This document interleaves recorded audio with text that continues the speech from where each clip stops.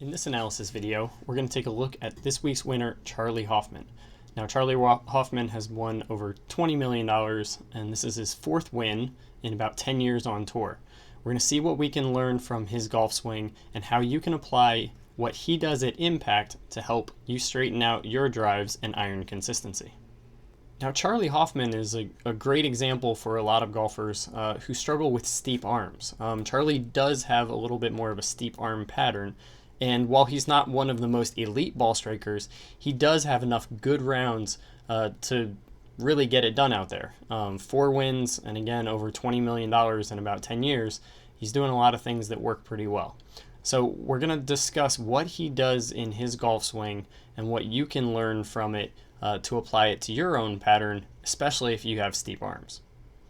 So now, if we look at the backswing, this is obviously not a perfect camera angle because he's definitely not playing the ball that far back with his driver.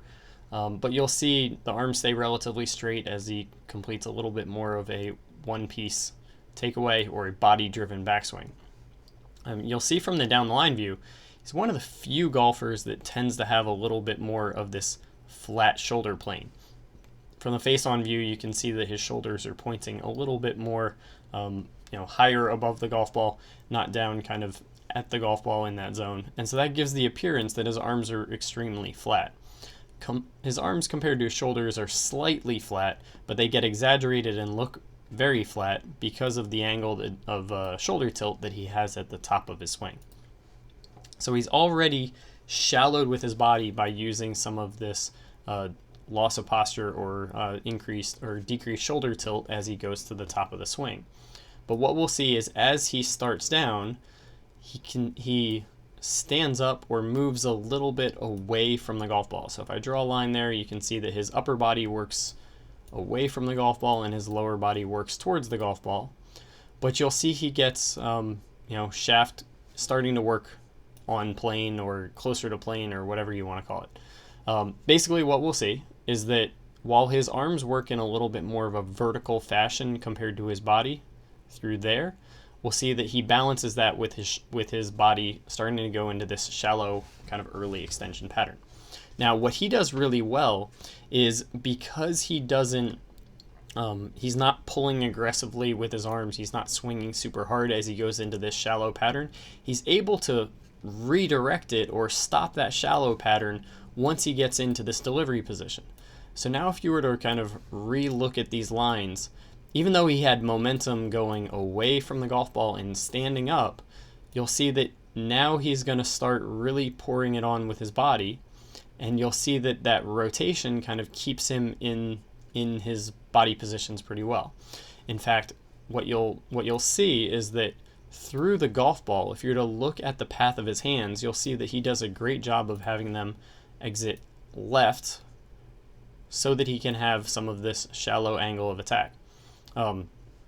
Most amateur golfers who get into this kind of early extension pattern would tend to have the arms work down and the hands would be working well out to the right through impact. And that would tend to cause some of the big blocks and overhook patterns. But Charley does a great job of really waiting, not overpowering it with his arms, and then using body rotation through the release in order to get a very good hand path. From the face-on view, we know that he's standing up and getting away from us through there, and then we'll see, once he gets to right about here, we'll see that body stabilize, pour on, and kind of rotate. And from the face-on view, one of the things that I want you to be able to pay attention to is when his arms kind of catch up with his sternum. So you'll see with a lot of tour pros and really good ball strikers that their arms will get into this extended position roughly when they're out in front of the chest. Now, most amateurs are going to have their chest pointed closer to the golf ball when the hands get out in front of them, and so then you'll see the arms bend as they pass.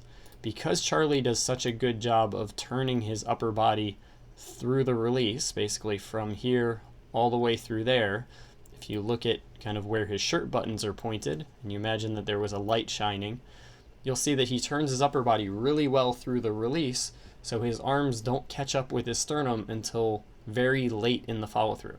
And then it's not until after his arms pass that his arms start to bend. Now, a lot of golfers try to get their shoulders perfectly square at impact.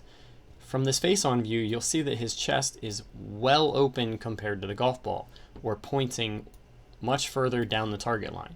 Here we have him at impact, and you can see that his chest would be pointing kind of somewhere out in that zone along that line, roughly I say 30 or 40 degrees out in front of the target line. Now, even though he's done that, and yes, his left shoulder is open compared to the target line, you can see that his forearms are coming in on a good path so that the club is still swinging from the inside. So a lot of amateur golfers who get steep with their arms and don't shallow it out during transition, if they were to rotate, then the forearms would tend to be pointing way to the left, and the whole overall movement of the club would be very steep through impact. So Charley shows the great combination that we're looking for of getting the body well open at impact while having the club still come slightly from the inside. So if you are trying to get your body more open at impact to kind of replicate what Charley and a lot of these good golfers do, what you may find is if you start hitting the ball well off to the right when you get open at impact, or if you find that you start hitting it thin, then it means that what you're doing with your arms and your hands during the release is preventing you from getting your body open at impact. So you have to complement what you're doing with your body with what you're doing with your release. And if you find that you hit a lot of straight shots with a body that's square, then just trying to get your body open is usually going to make you hit it worse. But as Charley's demonstrating, getting your body rotated, side bend, and going into extension so that the chest is pointing well out in front of the golf ball at impact helps delay the timing of the arms and gives you a little bit more consistency. So if you're trying to create that body position that Charley demonstrates at impact, you're going to have to work on how you square the club face during the release. If you want to learn more about the release, we have a whole section of 20 plus drills on how the arms and the hands work, how the body works, and how the club should work from about waist height to waist height. If you're interested in checking out those videos, go over to golfsmartacademy.com and sign up for your free trial.